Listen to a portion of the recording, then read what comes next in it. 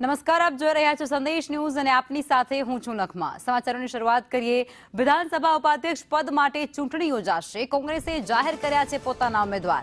શૈલેષ પરમાર ઉપાધ્યક્ષ પદના ઉમેદવાર કોંગ્રેસે જાહેર કર્યા છે। પૂર્ણેશ મોદી સામે શૈલેષ પરમાર ઉમેદવાર જાહેર કોંગ્રેસ દ્વારા કરાયા છે। કોંગ્રેસ પક્ષના ઉપાધ્યક્ષ પદના ઉમેદવાર શૈલેષ પરમાર છે।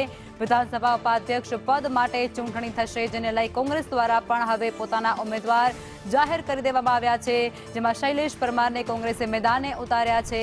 પૂર્ણેશ મોદી જેવો ભાજપના ઉમેદવાર છે અને તેમની સાથે હવે શૈલેષ પરમાર જે કોંગ્રેસના ઉમેદવાર જાહેર થઈ ચૂક્યા છે। અને આ જ મુદ્દે અમારા સંવાદદાતા નિર્મલ અમારી સાથે જોડાઈ ગયા છે। નિર્મલ, સંપૂર્ણ વિગતો શું છે? કોંગ્રેસ દ્વારા પણ હવે પોતાના ઉમેદવાર જાહેર કરી દેવાયા છે।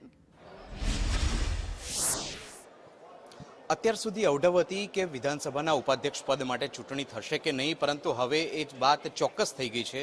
વિધાનસભા ઉપાધ્યક્ષ પદ માટે હવે નક્કી છે કે ચૂંટણી યોજાવાની છે। 16 ફેબ્રુઆરીના રોજ વિધાનસભા ગૃહની અંદર ચૂંટણી યોજાશે। આ ચૂંટણી યોજાવા પાછળનું કારણ એ છે કે કોંગ્રેસે પણ પોતાના ઉમેદવાર માટેની દરખાસ્ત મૂકવાની તૈયારી કરી દીધી છે। દાણી લીમડા બેઠકના જે ધારાસભ્ય છે શૈલેષ પરમાર, તેમનું નામ કોંગ્રેસ દ્વારા નક્કી કરવામાં આવ્યું છે।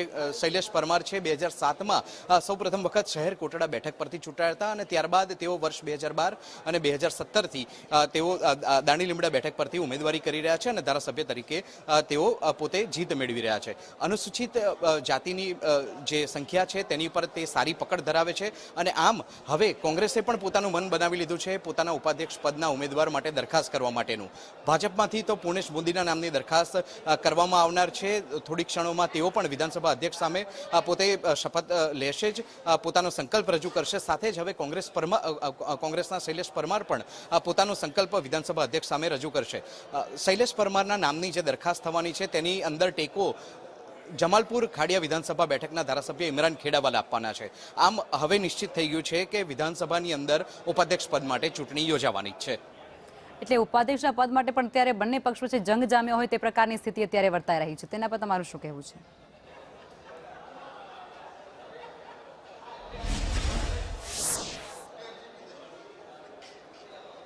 નિર્મલ, અવાજ આવી રહ્યો છે? નિર્મલ,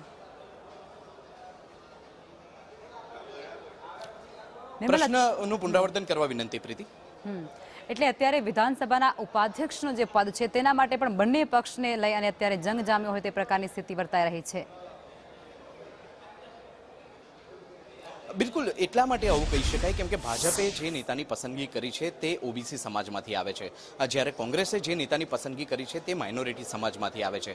કોંગ્રેસ પાસે સંખ્યાબળ ભલે ઓછું રહ્યું, પરંતુ તેઓ મક્કામ જોવા મળી રહ્યા છે કે પોતાના ઉપાધ્યક્ષ બને તે માટેની તેમણે અગાઉ ગત સપ્તાહે પત્ર પણ લખ્યો હતો વિધાનસભા અધ્યક્ષને, અને જ્યારે હવે ઉપાધ્યક્ષ પદ માટે ચૂંટણી યોજાઈ રહી છે ત્યારે કોંગ્રેસે મક્કમતાથી પોતાના ઉમેદવારની દરખાસ્ત કરવા માટેની પણ તૈયારી શરૂ કરી દીધી છે। થોડી ક્ષણોમાં કોંગ્રેસના શૈલેષ પરમાર છે તેઓ પણ વિધાનસભા અધ્યક્ષ સમક્ષ આવશે અને પોતાના નામમાં પોતે જવાબદારી સ્વીકારવા તૈયાર છે તે પ્રકારની તૈયારી તેઓ વિધાનસભા અધ્યક્ષ સમક્ષ બતાવશે અને આ અંગેનો તેઓ સંકલ્પ પણ લેવાના છે।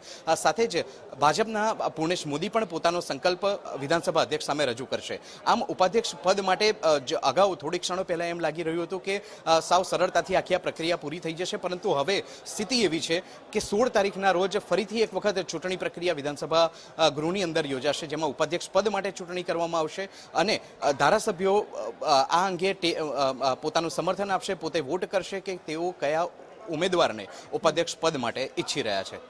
જી આભાર નિર્મલ, આપ જોડાયા તે બદલ।